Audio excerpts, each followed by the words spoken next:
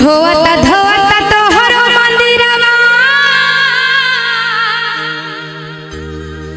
हथवा खियैले हो है। माँ से कहबन धोवत धोवत तोहर मंदिरवा हथवा खियैले हो है।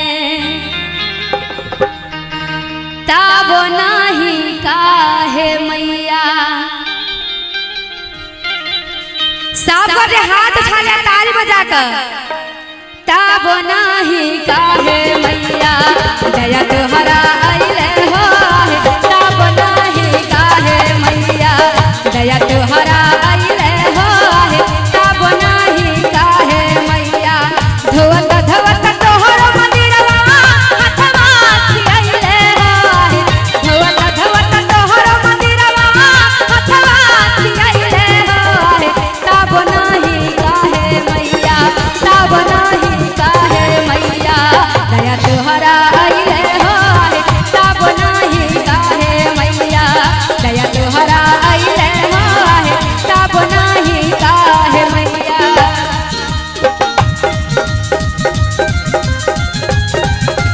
जय हो।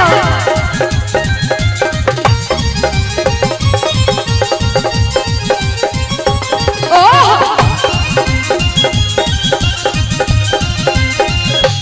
जय हो।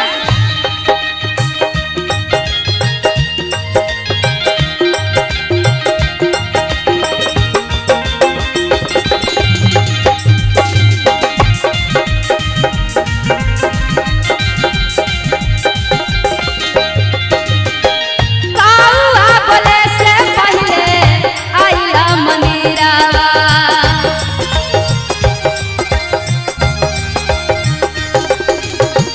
हाजिर बाट से बामे हमरो शरीरिया।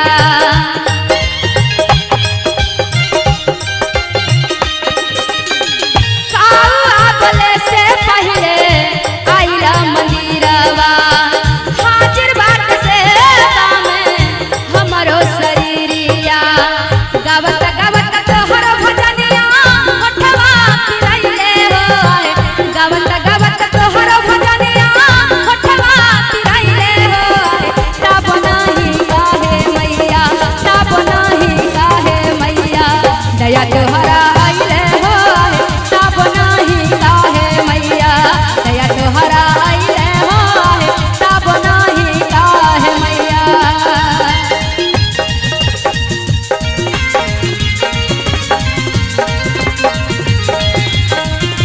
जय हो। ओहो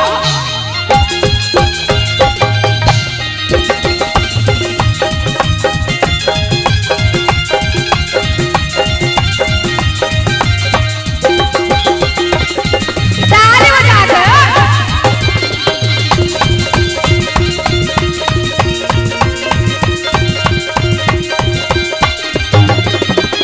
बागिया में यारा हुल के फुलवा लगवाली।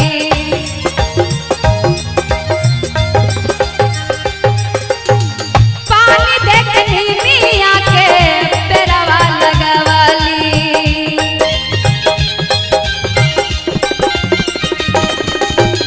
माँ से कहबन कि हे मैया अहाँ के पूजा करे के लेल हम अपना बारी में फूल लगेलों और जे अहाँ के सबसे प्रिय है निमिया के पेड़ छोट से नम्हर गेलो। माँ के कहबन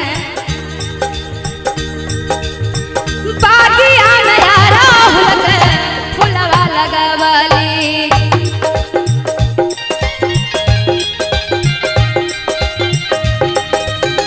पानी देखनी मिया के पेरवा लगवाली।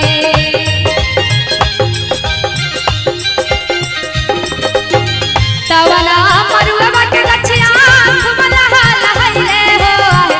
तवना मरुआ के गछिया खूब लहलहैले हो है। और जे सब थपरी नहीं बजाबै छै सबसे पहले माता बहन से कहबन कि अखन फिलहाल बाराती नहीं आयल छे अपने सब कुर्सी के व्यवस्था बहुत सुंदर है, ऐब का अपने सब बैठ सकै छी। और जो बराती है तो अपने सब चल जाए की हाजिर छिए। कहबे जे सब थपरी ने बजाबै छिए, कियाकि हम सब शादी के कार्यक्रम में आयल छी तो विवाह के गीत हेबे टा करते, लेकिन सबसे पहले जिनका आशीर्वाद से हम सब यहाँ छी, अहाँ सब अत छिए, ओकर गुणगान नहीं हुआ तो की हुआ। कहबे सागर की गहराई बढ़ जाएगी, पर्वत की ऊंचाई बढ़ जाएगी। सागर की गहराई बढ़ जाएगी, पर्वत की ऊंचाई बढ़ जाएगी।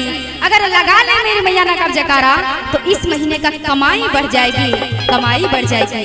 बोलते सच्चे दरबार की, शेरा वाली मैया की। देखियो बाबा समझ गए, लेकिन कहबे होता बना मरुआ के गछिया हो खूब लहैले हो ताब नहीं काहे मैया, ताब नहीं काहे मैया, दया तोहरा आइले हो। ताब नहीं काहे मैया, दया तोहरा आइले हो। ताब नहीं काहे मैया।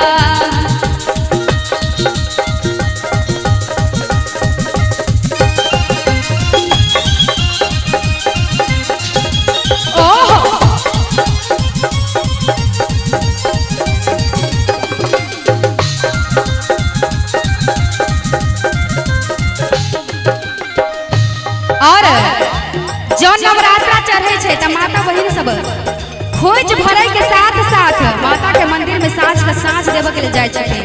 कहबे साँझ सब